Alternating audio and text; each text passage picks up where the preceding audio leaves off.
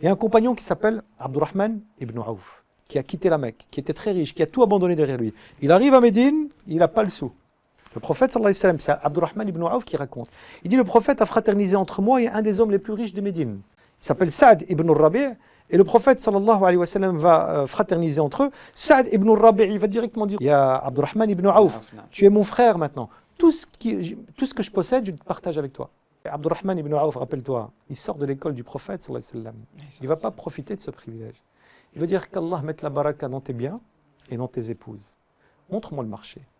Il va lui montrer le marché des Banu Qaynuqa, des Juifs de Médine.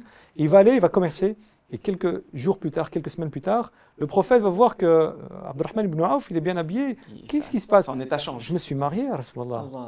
J'ai commercé, j'ai gagné de l'argent et je me suis marié. Et il va devenir un des hommes les plus riches de Médine. Encore une fois, on parle de tawakkul. Tawakkul. Il avait confiance totale en Allah. Il a agi. Allah n'allait pas l'abandonner. Tawakkul, c'était pas de dire, bah, tu sais quoi, lui me propose la moitié de sa richesse, je prends tout. Bon. Non, tawakkul, c'est garde, je vais aller bosser.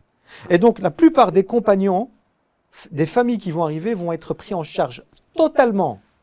C'est pas je t'offre une nuit d'hôtel et tu te débrouilles. Ça, vont être pris en charge totalement par les Médinois. Et c'est ce qui va faire que le tissu social médinois va se renforcer.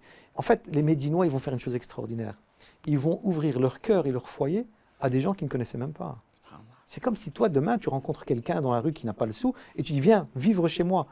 J'ai 2 voitures, t'en prends une. La moitié de mes vêtements t'appartiennent. J'ai 500 000 euros, je t'en donne 250 000. J'invente les chiffres. Pour nous, c'est inimaginable.